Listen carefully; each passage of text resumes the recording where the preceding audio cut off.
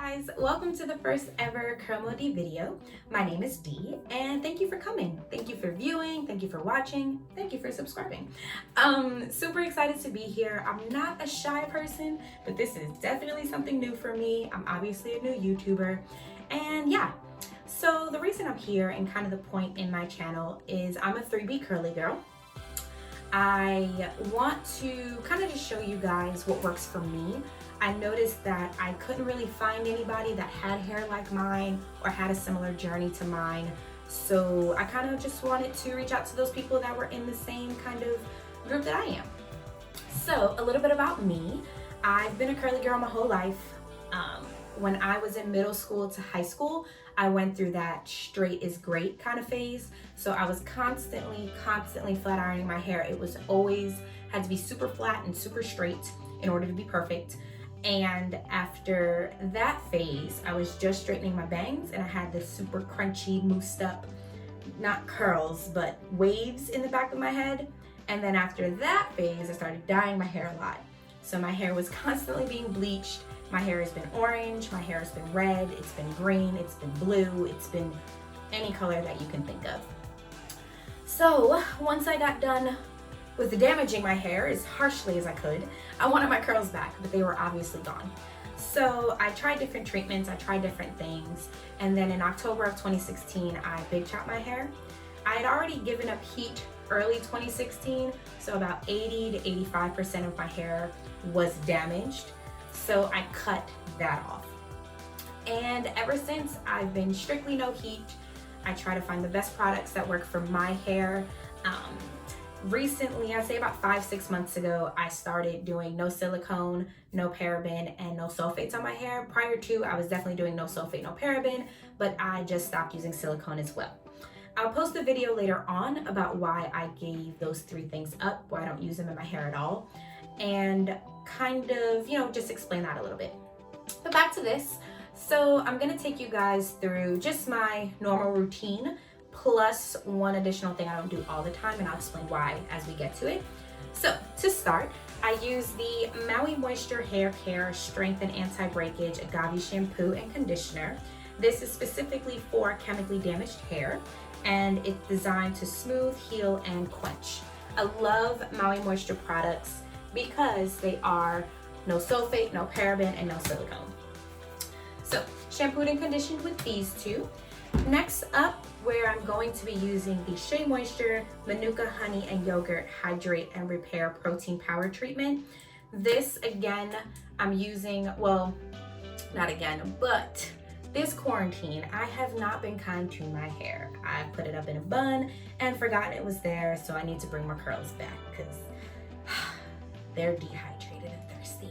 So I'm using the Shea Moisture protein treatment. I love this protein treatment. This line, I want to say it's about a year or 2 old, and it's just been like a godsend for my curls, so I love it. Yeah, so what I'm gonna do now is apply that to my hair, let it sit for about 20 to 25 minutes under a shower cap with a little bit of heat, and yeah, I'll be back rinsing it out for y'all. I just rinsed out my protein treatment. One thing I did want to mention about protein treatments, when you do them, your hair ends up hard. Like it hardens on your hair when you have your protein treatment in it. So you want to rinse that out. I like to follow up with a deep conditioner. My normal wash days are shampoo, conditioner, deep conditioner. Maybe I'll throw like something else in there, but typically it's just shampoo, conditioner, deep conditioner, and then of course styling it. So today's deep conditioner of choice is the Shea Moisture Purple Rice Water with Wild Orchid and Sweet Violet Extract Strength and Color Care Mask. This is designed specifically to replenish and preserve. It is for color maintenance and care, and it's also color safe. My hair technically is dyed. Right now it's just a really dark brown, which is close to my actual hair color. But like I said, I have not been kind to my hair this quarantine, so I want to put a lot of products in there that are going to restore it back to its natural state, which is super soft, pin tight curls. Yeah, so this is the deep conditioner that we're using, and I'm going to apply it Okay guys, so when you are applying any sort of product to your hair, I found that it's best to do it in sections. I have found that I get equal amounts of product to the hair when I do it this way, and my hair is fully saturated with the product. Some people don't section their hair, and that's their own prerogative. I have found that this works best for me. I also like to finger detangle my hair. I hardly ever use any sort of brush on my hair. So when I'm detangling in the shower, I use my fingers. And when I'm applying products or treatments to my hair, still using my fingers. I just rake it through from the top to the bottom, focusing on the ends. They are super important, guys. They're the oldest part of your hair, so they always need the most love. And yeah, I just use my fingers. It gets the job done for me. Now, on the off chance when my hair is super knotty and I cannot possibly use my fingers, then I use my Tangle Teezer brush. It's the only one that I own. I have found that I get the least amount of breakage with it compared to a paddle brush or a Denman brush. So I do own a brush, you guys. I just don't like to use it if I don't have to. So finger detangling, get those ends like I just said. And yeah, so we're gonna let this sit in my hair for about 20 to 25 minutes. Same deal under a shower cap with a little bit of heat. So that way it can really get the product into the follicles of my hair and saturate it so I can get the results that I'm looking for.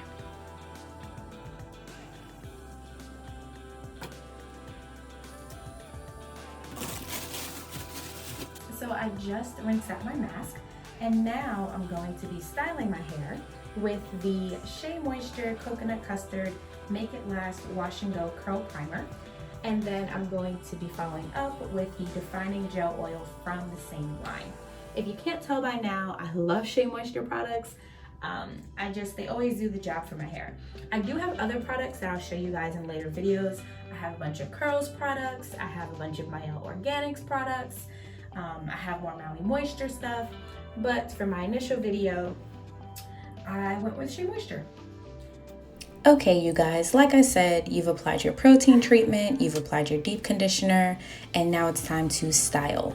So you can kind of see that my curls already have a little definition. You can see where each curl is. So now we're going to apply the curl primer to my sections. Now with this primer, the consistency is really thick. So I have found that I don't use a lot of it in my sections. I like it for that reason. I don't like weighing my hair down with product. I do have 3B hair, so it's easy for my hair to be weighed down if I apply too much of something. So we're starting with the primer, and then we're going to follow with the gel oil. For me, I don't use a lot of it because it's a gel oil. It's already kind of soft, and it's a little bit more creamy than a typical gel. I like this because I don't like having a hard cast on my curls to start. Now, the benefits of a hard cast or a gel cast are your curls will actually last a little bit longer. You'll probably get an extra day in there. But what I've seen in my hair, at least, is those day one curls are not really what I like them to be. They're kind of hard and they don't bounce. If you guys know what I'm talking about, I like my curls to be bouncier. I like it when they kind of flow more. And when you have the gel cast, just from what I've seen in my hair, you don't really get that until maybe the second or third day. I like when my day one curls look good, and then that just continues. Now, with not having a gel cast, of course my curls don't last as long, so that's fine for me. I'm cool with co-washing my hair in between the week and then washing it, of course, on the weekends. That's just what works for me. Now you guys will notice when I'm doing my sections, I do have that last little one at the front that you guys will see me style. I like having that there because I don't want any sort of definite part. And you guys will see what I mean once it's over. But I like for my hair to be on the left side, the right side, fall in the middle, whatever kind of floats my boat. So you guys will see what I'm talking about. And yeah.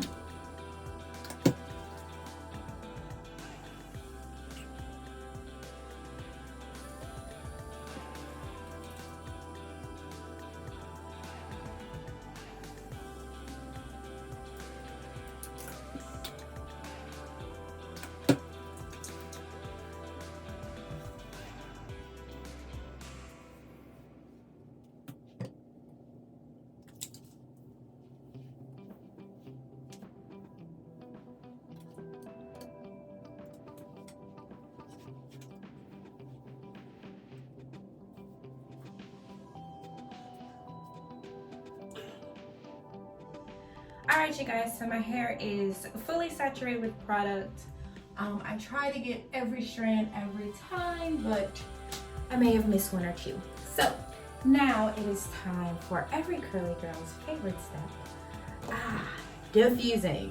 So I use the Infinity Pro by Conair, and then I use a diffuser by a company called the Curly Co. I have found the best results with it. I like them the best because they have a high setting on cool heat with a cool button. So I diffuse my hair on ice cold air. It takes forever and a day.